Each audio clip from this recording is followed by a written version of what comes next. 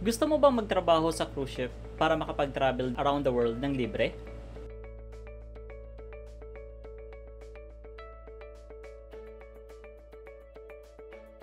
Hi guys, this is Vince and welcome back to my channel. In this video, I will show you and I will teach you paano kayo mag-apply on board cruise ships at para makapag-travel din kayo around the world ng libre. Okay, so I'll be sharing also some tips and tricks regarding your application or regarding the application process. So make sure to stay at the end of this video kasi again, you don't want to miss out those tips para makapag-apply kayo on board cruise ships. By the way, applying for a job on board cruise ships is quite a long process. So what I suggest, follow me on my Facebook page and also don't forget to hit the subscribe button on my YouTube channel as well as ring nyo na rin yung notification bell para ma-notify kayo sa ating mga future uploads.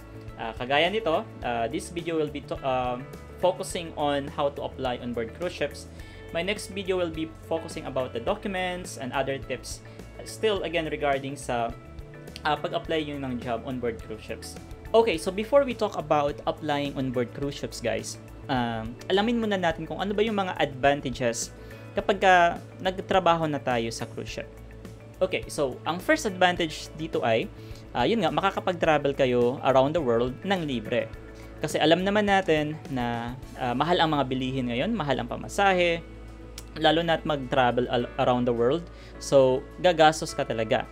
If you are a crew member kasi sa barko, at kapag kayong barko nyo ay nasa port, for example, every ship kasi has itineraries, no? So, sabihin lang nating 7-day na cruise. So, usually niyan meron niyang 3 to 4 na destinations. So, kapag nakadaong kayo at kung wala ka namang trabaho on board, then you can actually go outside and then you can roam around the port or kung merong malapit na tourist spots or destinations, pwede mo itong puntahan. May mga tours doon na libre for the crew. Okay? So, the idea is, nakapunta ka doon ng libre. Okay? So, kung meron ka mang gustong puntahan, then it's up to you kung gusto mong magbayad. May tours na libre, may tours naman na kailangan mong bayaran. Okay, the second advantage no, na naisip ko is that if i-compare mo yung trabaho on board at trabaho sa land-based, for example, if you wanna go apply for a land-based job sa Kuwait or sa Saudi Arabia, usually kasi what I know, ang contract doon is mababa na yung 2 years. So, merong 2 years, may 3 years, or even more. So, sa barko kasi, ang kontrata lang namin ay 6 to 8 months. Actually, kung gusto mong mag-extend, you can do so up to 9 months, 10 months. Ang next na advantage natin, no, working on board cruise ships is that wala tayong placement fee. Again, hindi ito katulad sa land-based na kailangan mong magbayad. I believe it's katumbas ng 1 month na sahod mo. Kailangan mong bayaran yung placement fee. But kapag sa cruise ship ka nag-apply at kapag ka nakuha ka na, you don't have to pay for the placement fee. At ang kagadahan pa nito, some of the documents guys na kukunin nyo ay refundable po kapag ka nakasampa na kayo sa barko. For example, the medical at yung visa, babayaran ito ng inyong company. In my case, sa Royal Caribbean International, bayad po ito, no? Yung medical namin, visa and other documents, bayad po ito ng company. Alright, the next advantage, no, if you wanna apply sa cruise ship is that you don't need a high degree na natapos sa college para ka makapasok ng trabaho sa barko. So, for example, if you want to apply for housekeeping job, what I know is that kailangan mo ng at least TESDA certificate or national certificate from TESDA. And syempre, dahil you are applying for a 5-star hotel at ang kalaban mo naman ay mga applicants around the world. So at least meron ka naman kahit 6 months of experience or 1 year na experience, no, para maging meron kang edge. Kasi yun nga, marami namang nag-a-apply. But again, you don't have to finish like major subject in college para lang makapasok on board. Sa Pilipinas kasi, bigyan ko lang kayo ng idea. For example, if you apply for a janitor, kailangan pa ng 5 years of experience, 4 years sa college, and so on and so forth. And then, ang sahod ay kakaperanggot lang. So, sa cruise ship, hindi po ganon. Ito base lang sa nakikita ko, no, meron tayong edge, tayong mga Filipino, kahit hindi naman masyadong mataas yung pinag-aralan natin, meron tayong edge versus other applicants around the world kasi ang ugali kasi natin, meron tayong napaka-hospitable ng ugali natin. So, hindi natakbo ang barko. I'm telling you, hindi natakbo ang barko kapag walang Filipino on board. Kasi nga, mas maganda yung attitude natin towards guests and passengers kumpara sa ibang lahi.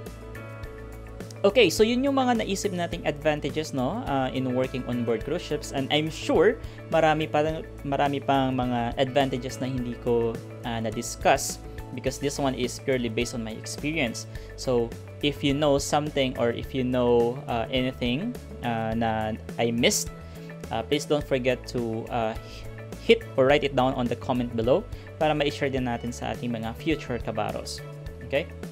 So, after the advantages, no, alamin naman natin yung mga disadvantages in working on board cruise ships. Okay, so number one disadvantage sa pagtrabaho sa barko, no, is that, syempre dahil nasa dagat kayo, hindi mawawala yung seasick. Ang seasickness naman guys, ito ay naaagapan. All you have to do, a moment or an hour before maglayag yung ship nyo is that uminom na kayo ng seasickness pills. Yan yung number one na paraan para hindi na kayo masisick sa inyong biyahe. Okay, the next disadvantage now in working on board cruise ships is that just so you know, wala pong day off ang trabaho sa barko. Yes, you heard that right. Wala pong day off, so the crew members are actually working 7 days a week. Yung day off guys, depende na lang ito sa inyong supervisors. Meron silang, usually, nagbibigay naman sila ng morning off or night off sa mga crew members that are giving extra. For example, you're delivering the wow, no? Kapag meron kayong good name comment or kapag sobrang natuwa siguro yung pasahero sa inyo, maybe your supervisor will give you a day off or a night off. It really depends. But for sure, sa kontrata nyo, wala pong day off doon. You will be working 7 days a week. Okay, another challenge guys, no, in working on board cruise ships is that sa first day nyo pa lang, on day 1, kailangan nyo nang magtrabaho and then kailangan nyo ma-memorize yung areas around the ship. For example, kung nasaan ba yung crew mess, pag nagugutom kayo, saan kayo tatakbo, nasaan ba yung pinakamalapit na CR. Guys, cruise ships right now is napakalaki. Kahit nga yung mga maliliit na barko lang, nakakalula actually kung kailangan mong i-memorize yung mga areas around the ship, no? So, sobrang laki nito, hindi mo ito ma-memorize na isang araw, mawawala ka pa. Pagbalik mo ng kabina mo, hindi mo na malaman kung saan ka dadaan. So, one big challenge yan kasi na-overwhelm ka, no?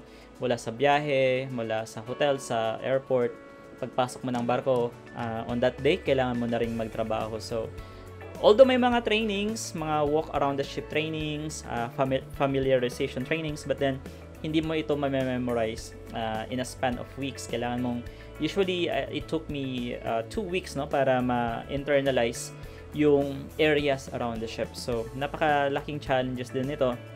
Lalo na pag may nagtanong na guest, no, kung nasaan yung pinakamalapit na CR, nasaan yung dining room, nasaan yung casino. So, you have to familiarize those areas, no? Alright, so that's that for the advantages and disadvantages in working on board cruise ships, no?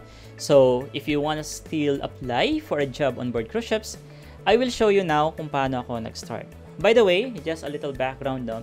Before ako nagtrabaho on board cruise ships, isa akong call center agent.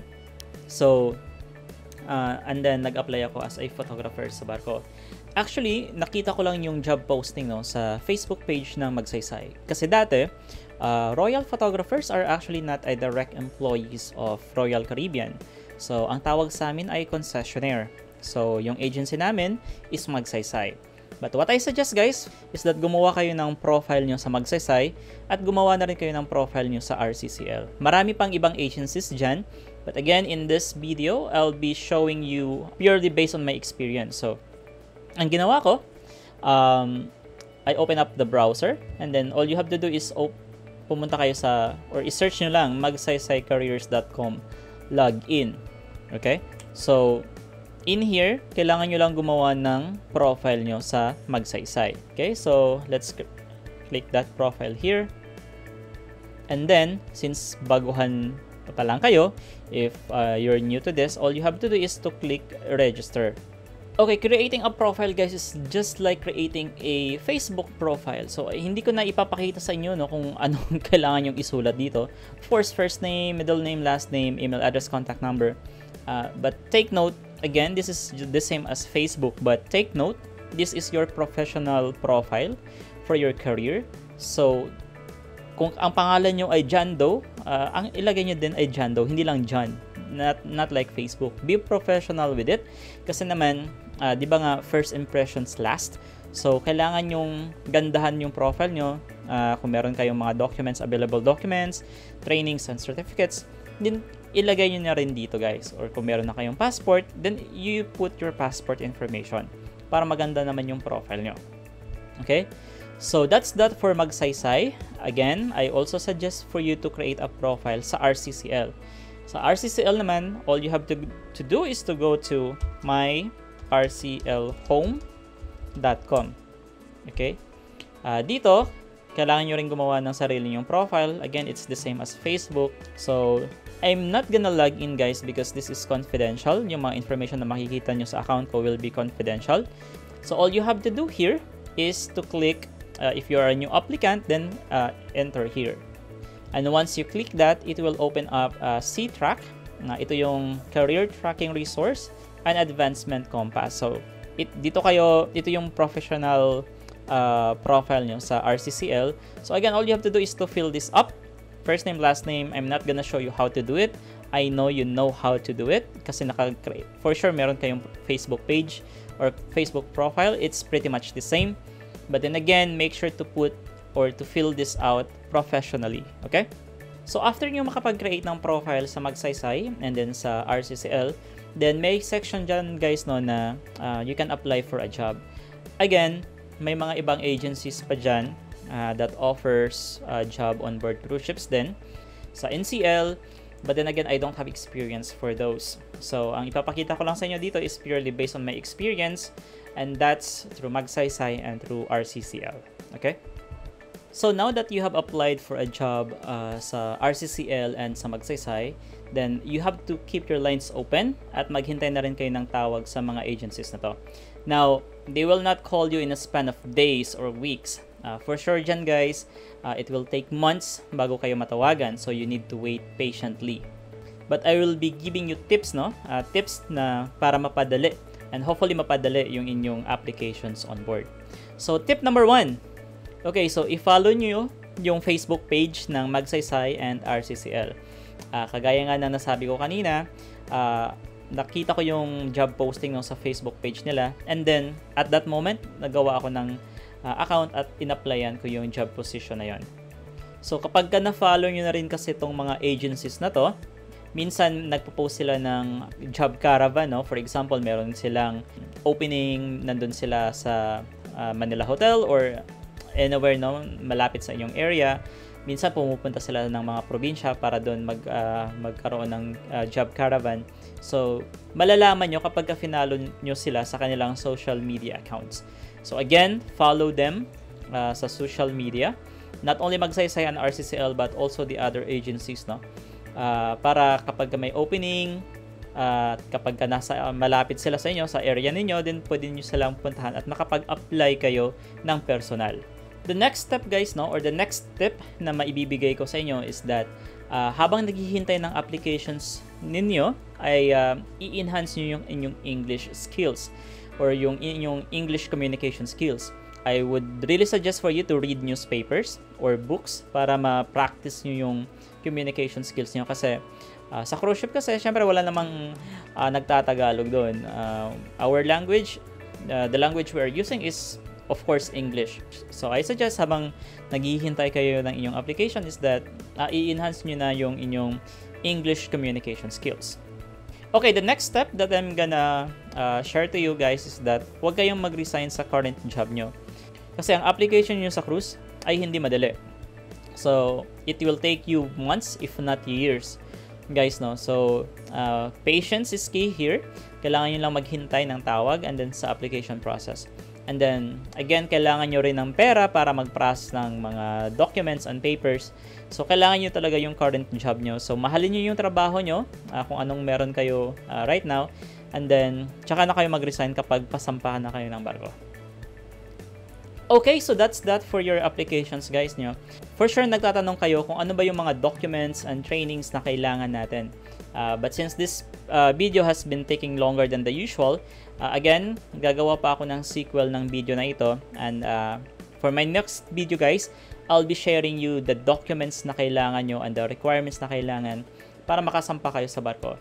Now, there's a lot of requirements, guys, no, at this point, kapag after nyo mag-apply. On your profile, guys, sa SeaTrack and then sa Magsaysay, at least meron kayong passport doon. For sure, passport, alam nyo na kung paano ito kukunin.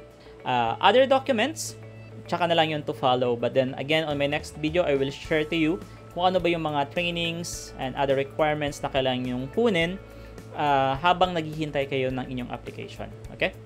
So that's that for today's video, guys. Again, please don't forget to hit the subscribe button and ring the notification bell para ma-notify kayo sa ating future uploads, lalo na sa sequel ng video na ito. And thank you so much, and I'll see you on my next one.